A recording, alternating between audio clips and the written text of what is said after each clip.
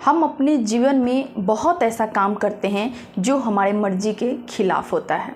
हम बहुत ऐसी चीज़ों को कर बैठते हैं जो हमें बाद में पछताना पड़ता है, जो हमारे मर्जी के खिलाफ होता है।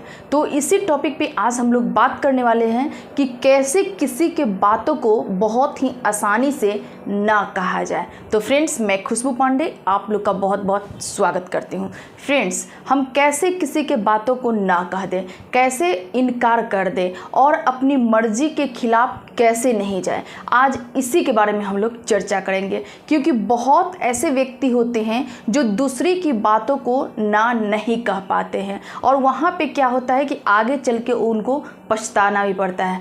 आप देखे होंगे कि आपको कोई व्यक्ति अगर कहता है कि मुझे ये काम कर दो, तो आप वहाँ पे मना नहीं कर पाते हैं, ना नहीं कर पाते हैं। आखिर ऐसा क्यों होता है? क्यों हमारे मन से उनके लिए ना नहीं निकलता है और बाद में फिर हम एक मुसीबत मोल ले लेते हैं कि मेरा बहुत सा काम छूट जाता है और हम ना नहीं कहने के चक्कर में, दूसरों को खुश करने के चक्कर में अपना पूरा दिन डिस्टर्ब कर लेते हैं, अपने काम को खराब कर लेते हैं। तो फ्रेंड्स, आपको ना कहना अपने जीवन में आना बहुत ज़रूरी है। क्योंकि जब आप ना कहते हैं तो कहीं ना कहीं आप अपना समय बचाते हैं, आप अपने काम पे फोकस होते हैं और अपना जो एक रूटीन बना के आप रखे हुए हैं उसको आप कंप्लीट कर पाते हैं। तो इसलिए आपको ना कहना बिल्कुल आना चाहिए, क्योंकि इससे आप अपने आप में एक पॉजिटिव थिंकिंग पाएंगे। तो इसलिए फ्रेंड्स, आपको ना कहना बहुत ज़रूरी है। आप ये देखते होंगे कि कोई आपसे शाम के टाइम में कह देता है कि चलो दिन भर तो बहुत इधर उधर किए, थोड़ा सा शाम को मस्ती करके आते हैं, थोड़ा घूम के आते हैं। आप वहाँ पे ना नहीं कह पाते हैं और इससे पहले कि आप एक रूटीन बना के अपना रखे होते हैं कि इतना बजे के टाइम से अपना रूटीन हमको कंप्लीट करना है, अपने काम को कंप्लीट करना है, लेकिन आप ना कहने की वजह से आप उनके साथ चले जाते हैं और जब आते हैं वापस तो कहीं ना कहीं आप अपने अंदर एक पछतावा फील करते हैं कि बेकार चले गए, इससे अच्छा अपना काम कंप्लीट कर लेते हैं, अपना रूटीन पूरा कर लेते हैं, अपना वर्क पूरा कर लेते हैं। तो फ्रेंड्स, यहाँ पे आपको ना कहना बहुत ज़रूरी है, क्योंकि अगर आप ऐसा नहीं करते हैं तो आप अपने जीवन में बहुत सारी प्रॉब्लम क्रिएट कर सकते हैं। जैसे कि मान लीजिए आज जो रूटीन आप तय किए हैं कि मुझे ये काम को करना है और आप उस काम को नहीं करेंगे तो वो काम आपका फिर कल के ऊपर चला जाएगा, यानी कि एक दिन आपका पेंडिंग रह जाएगा और पेंडिंग को कंप्लीट कीजिएगा तो आप पे एक वजन जैसा हमेशा बना रहेगा। तो इसलिए ना कहना सीखिए, ठीक है। उसके बाद कहीं आप अगर ऑफिस में जॉब कर रहे हैं और किसी काम को बहुत अच्छे तरीके से कर रहे हैं और ऑलरेडी आपके पास काम है कि आप अपने काम को कंप्लीट कीजिएगा, लेकिन उसके बावजूद भी आपके बॉस के द्वारा एक दूसरा काम दे दिया जाता है और आप वहाँ पे ना नहीं कहते हैं, तो कहीं ना कहीं आप एक मुसीबत मोल लेते हैं। ना आपका अपना काम हो पाएगा और ना बॉस का दिया हुआ काम आपसे कंप्लीट हो पाएगा। वहाँ आप एक बहुत ही शालीनता से ना कहिए। देखिए, ना कहने का भी बहुत तरीका होता है। एक ना ऐसा होता है जो अगले को बिल्कुल तोड़ के रख दे, एक ना ऐसा होता है कि अगर शालीनता से उनको ना कहते हैं, इनकार करते हैं, तो अगले के मन में एक विश्वास भी बना रहेगा कि आपने बहुत ही अच्छे से ना कहा। इट मीन्स आपको कोई ना कोई काम होगा, इसलिए अगला ये समझेगा कि आपने ना कहा।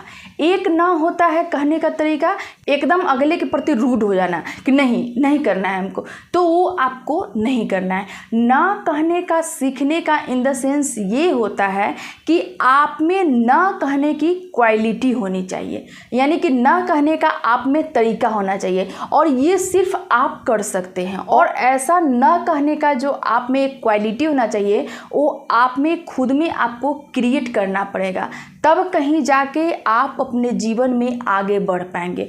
क्योंकि हमेशा अगर आप किसी के बातों से सहमत होते रहेंगे और कोई कह दे यहाँ चलो वहाँ चलो अगर जाते रहेंगे तो फिर आप कहीं ना कहीं अपने वर्क को लेके बहुत ही पीछे रह जाएंगे। और फिर क्या होगा कि आप अपना लाइफ बहुत ही अच्छे तरीके से आगे नहीं बढ़ा पाइए।